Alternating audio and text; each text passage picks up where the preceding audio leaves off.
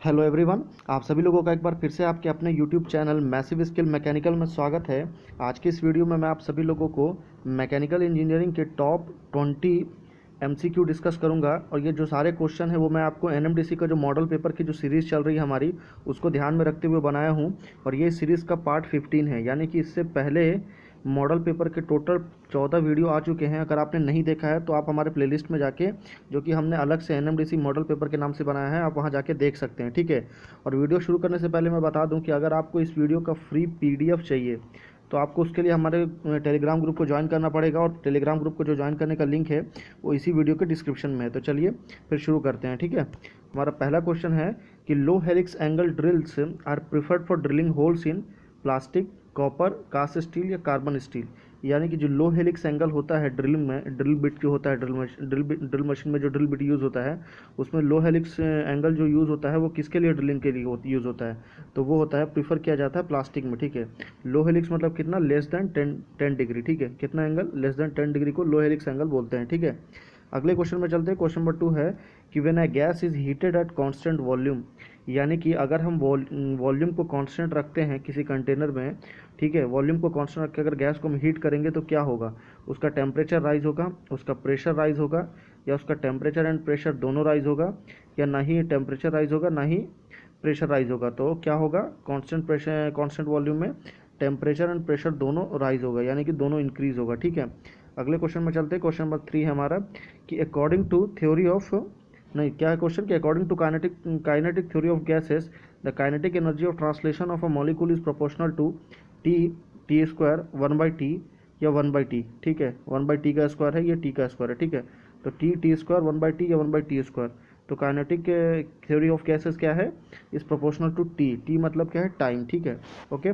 अगले क्वेश्चन में चलते हैं। क्वेश्चन नंबर 4 है कि द वैल्यू ऑफ CP/CV, ये काफ़ी ज़्यादा इंपॉर्टेंट, ठीक है, और काफ़ी सिंपल भी क्वेश्चन है। तो इसको ध्यान से देखिए कि CP/CV की वैल्यू फॉर एयर के लिए कितनी होती है, 1.4, 1.8 या 2.3।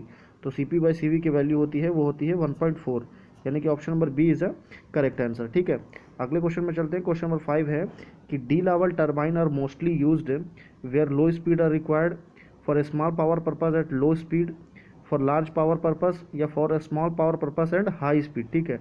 तो ये डी लेवल टर्बाइन का जो डायग्राम है ये एक इम्पल्स टर्बाइन है। ठीक है। पहले मैं आपको बता दूं कि एक इम्पल्स टर्बाइन है, और जो यूज़ होता है वो कहाँ पे होता है, वो for small power purpose at high speed पे इसका यूज़ होता है। ठीक है। किसका, डी लेवल टर्बाइन का। ठीक है। अगले क्वेश्चन में चलते हैं। क्वेश्चन नंबर 6 है कि इन एन इम्पल्स टर्बाइन, यानी कि इम्पल्स टर्बाइन जो है वो क्या होता है, कि the steam is expanded in nozzle only and there is a pressure drop and heat drop, या the steam is expanded both in fixed and moving blade continuously, या the steam is expanded in moving blade only, या the pressure and temperature of steam remains constant. तो आप impulse turbine का ये drawing है हमारा, ये आप देखकर समझ सकते हैं कि यहाँ पे इसमें नोजल में सारा जो प्रेशर है वो यहाँ पे आ रहा है। तो क्या होगा, the steam is expanded in nozzle only. ठीक है। And there is a pressure drop and heat drop, यानी कि option number A is a correct answer. ये आपका इम्पल्स टर्बाइन का ड्राइंग है। यहाँ पे नोजल यूज़ होता है, ये पेन स्टॉक है, और नोजल से जो हाई हाई वेलोसिटी से जब इसके बकेट्स को हिट किया जाता है, इम्पेलर में जो बकेट लगे रहता है उसके थ्रू ये फिर ये मूव होता है, रोटेट होता है। तो रोटेट होने की वजह से मैकेनिकल एनर्जी क्रिएट होता है। ठीक है। तो इससे हाइड्रोलिक एनर्जी से मैकेनिकल एनर्जी कन्वर्ट होता है इस तरह से इम्पल्स टर्बाइन में। ठीक है। अगले क्वेश्चन में चलते हैं। क्वेश्चन नंबर 7 है कि nozzle is said to be divergent nozzle, यानी कि किसी नोजल को डाइवर्जेंट नोजल कब कहा जाता है, जब क्रॉस सेक्शन एरिया उसका कंटिन्यूसली इंक्रीज हो रहा हो, या cross section area continuously decrease हो रहा हो, या क्रॉस सेक्शन पहले डिक्रीज हो फिर बाद में इंक्रीज हो। तो क्या होता है, ये डाइवर्जेंट कौन सा है, ये वाला डाइवर्जेंट है, ये वाला कन्वर्जेंट है, और ये थ्रोट है। तो डाइवर्जेंट में क्या हो रहा है, कंटिन्यूसली इंक्रीज हो रहा है, क्या हो रहा है, धीरे धीरे ऐसा ऐसा बढ़ते जा रहा है ना, आगे जा, जैसे जैसे ये नोज़ल आगे की तरफ बढ़ रहा है वैसे वैसे ये नोज़ल बढ़ते जा रहा है, तो उसको बढ़ते जा रहा है मतलब डाइवर्जेंट हो रहा है। तो option number A is a correct answer. ठीक है। अगले क्वेश्चन में चलते हैं। क्वेश्चन नंबर 8 है कि the process of maintaining the speed of the turbine constant for various load condition is known as bleeding, reheating, governing, या नन ऑफ दिस। तो इसका राइट आंसर आप मुझे नीचे कमेंट करके बताइए। ठीक है। अगले क्वेश्चन में चलते हैं। क्वेश्चन नंबर 9 है कि the density of a super saturated steam is about same 2 time, 4 time, या 8 time that of ordinary saturated vapour at the corresponding pressure. तो the density of a super saturated steam का कितना होता है, वो होता है 8 times, 8 times that of ordinary saturated vapour. ठीक है। अगला क्वेश्चन है, क्वेश्चन नंबर 10 है हमारा कि blading efficiency is also known as, इसको और कौन सी इफिशिएंसी बोलते हैं? Stage efficiency, diagram efficiency, nozzle efficiency या नन ऑफ दिस। तो ब्लेडिंग इफिशिएंसी को क्या बोलते हैं? डायग्राम इफिशिएंसी भी बोलते हैं, यानी कि option number B is a correct answer. ठीक है, अगले क्वेश्चन में चलते हैं। क्वेश्चन नंबर 11 है कि a stage in reaction turbine is represented by number of casing, number of entries of steam, number of exit of steam या each row of blades. तो ये रिएक्शन टर्बाइन का डायग्राम है। ठीक है, और यहाँ पे जो आपको क्या बोल रहा है, स्टेज का मतलब क्या होता है कि जो ब्लेड्स है ना, वो कितनी क्वांटिटी में ब्लेड्स हैं उसको ही बोलते हैं स्टेज। तो ईच रो ऑफ ब्लेड्स, यानी कि अगर 3 रो में जो अगर आपका ब्लेड्स है तो उसको 3 स्टेज बोलेंगे। ठीक है, जितना भी स्टेज रहेगा उतने स्टेज को ही क्या बोलेंगे? हम स्टेज बोलेंगे। ब्लेड जितना ब्लेड रहेगा उतना स्टेज होगा। ठीक है, अगले क्वेश्चन में चलते हैं। क्वेश्चन नंबर 12 है कि स्टीम नोजल कन्वर्ट्स, ये स्टीम नोजल है वो क्या करता है? नोजल क्या करता है? हीट एनर्जी को काइनेटिक एनर्जी में कन्वर्ट करता है, यानी कि वो उसकी वेलोसिटी को बढ़ाता है। तो वेलोसिटी कब बढ़ता है? जब उसकी काइनेटिक एनर्जी बढ़ेगी। ठीक है, बाकी क्वेश्चन देखते हैं। Kinetic energy to heat energy, बिल्कुल नहीं। Heat energy to steam potential energy, बिल्कुल नहीं। Potential energy to heat energy, ये भी नहीं। तो option number A is a correct answer है। ठीक है, नोजल को देख लेते हैं, नोजल किस तरह का दिखता है। ये कुछ स्टीम नोजल के कुछ ड्राइंग है, कुछ डायग्राम है। ये भी नोजल है, ये भी नोजल है, ये भी नोजल है। इसमें जितने भी आपको दिख रहे हैं वो सारे ही एक तरह का नोजल है। ठीक है, अगले क्वेश्चन में चलते हैं। क्वेश्चन नंबर 13 है कि the imaginary line drawn in the fluid in such a way that the tangent to any point gives the direction of motion at that point is known as path line, streamline, streak line या potential line। तो imaginary line जब भी आएगा तो imaginary line का मतलब क्या होता है? वो होता है स्ट्रीम लाइन। ठीक है, तो ये आपका जो फॉइल है, फॉइल के जो इस साइड में और इस साइड में जो लाइंस है उसको स्ट्रीम लाइन बोलते हैं। ठीक है, ये इमेजिनरी लाइन होता है, ये एक्चुअल में एग्जिस्ट नहीं करता है। ठीक है, अगले क्वेश्चन में चलते हैं। क्वेश्चन नंबर 14, ये काफ़ी ज़्यादा इंपॉर्टेंट है। ठीक है, आप एक चीज़ ध्यान में रखिए, अगर आप एनएमडीसी का प्रिपरेशन कर रहे हैं तो एक क्वेश्चन आपका यूनिट से ज़रूर आएगा। ठीक है, तो यूनिट का क्वेश्चन डिस्कस करना ज़रूरी है। इसलिए क्या है? Stoke is the unit of kinematic viscosity in CGS, kinematic viscosity in MKS, dynamic viscosity in MKS या डायनेमिक विस्कोसिटी इन एसआई। तो स्टोक जो होता है वो किसकी यूनिट होता है? वो होता है काइनेमेटिक विस्कोसिटी इन सीजीएस। ठीक है, अगले क्वेश्चन में चलते हैं। क्वेश्चन नंबर 15 है कि 1 poise is equal to 0.1 newton second per metre square, 1 newton second per metre square, 10 newton second per metre square या 100 newton second metre per metre square.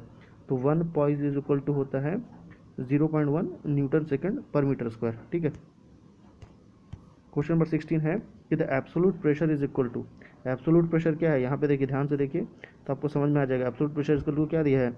Atmospheric pressure plus gauge pressure, यानी कि option number A is a correct answer. Atmospheric pressure plus gauge pressure is equal to absolute pressure.